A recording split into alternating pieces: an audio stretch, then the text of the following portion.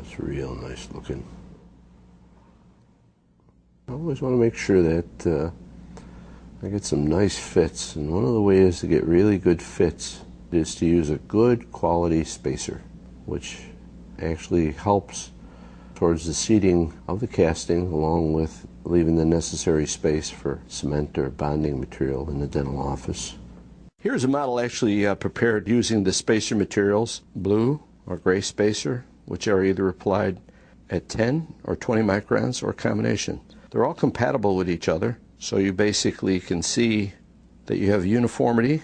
They're self-leveling, so any imperfections that might be on the die or burr marks or anything like that are covered up with this material.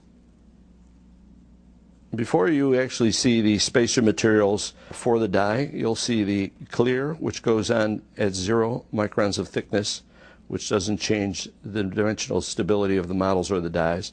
Then the 3 micron, which is also clear without pigment color. The 10 micron, which is a quick set in blue and gray.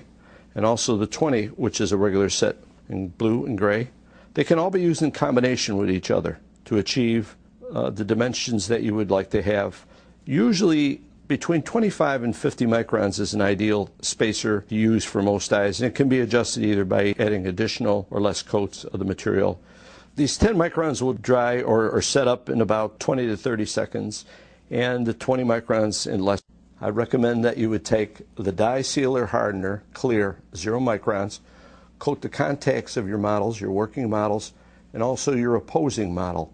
This is very easily accomplished. They do not change the dimensions of the models at all. They seal them so that they don't crumble or fall apart on you. Simply just paint it on. It absorbs it. Make sure the contacts are completely covered. Also the occlusal surfaces. You want to coat the entire opposing model, especially the occlusal surfaces, to seal them so they don't chip or break while they're in phases of laboratory production. Very thin coat. 1 is usually necessary. 2 will make it actually give it a nice shine. After coating it with the clear, I will then go into the 3 micron onto the surface of the die, allow it to set before I actually start putting in colored spacer materials. These green colored dies or stone dies here will be going into this working model. It's compatible with all stone type materials. I'm going to use the 3 micron on all of them. Margins have been marked and sealed with the 0 micron. Now I proceed on to the 3, which is actually a clear color.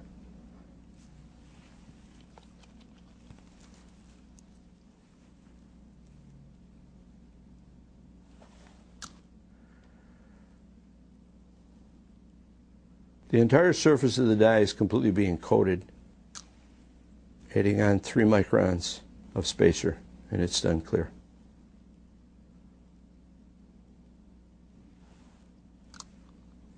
Besides being a spacer material, it's also an additional hardener to the surface of the die. From this portion on, I'll then proceed with the color spacers. I'll use a 10 micron quick set and then a 20 micron regular set. Before using the material, it's important that you agitate the bottle. Inside there's a small agitator or a little glass ball that actually shakes up the pigment of the color. Now I'll apply it to my dies, leaving it short of the margin, roughly about 1 millimeter or so. Because it's self-leveling the material, it'll fill in any voids or imperfections that you might have. It'll probably set about 30 seconds.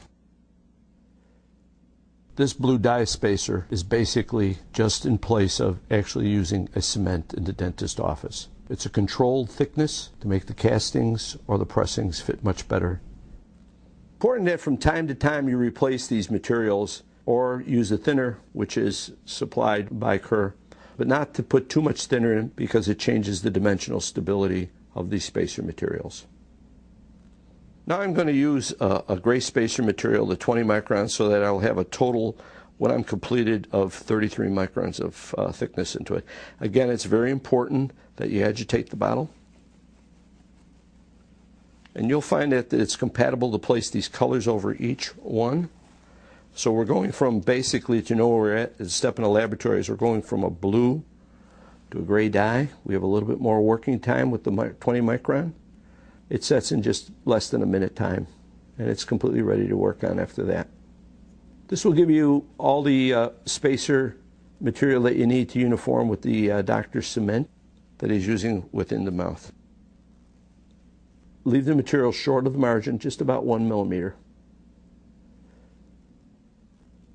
What I've done compatibly is I've taken a 10 micron spacer and a 20 micron spacer along with the 3 clear, and I've got 33 microns of space.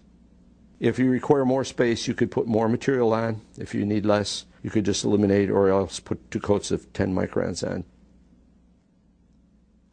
Now that they're set, we'll bring our working model back in, which has been sealed with clear seal, and we'll replace the dies inside the working model.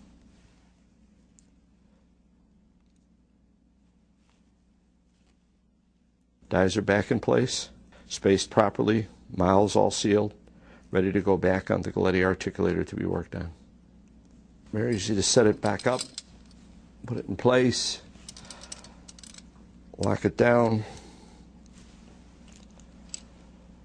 and now your model is ready to work on, articulated, spaced for the next step. This looks pretty good to me. I feel that I can move forward with the type of restorations that'll be written in the prescription.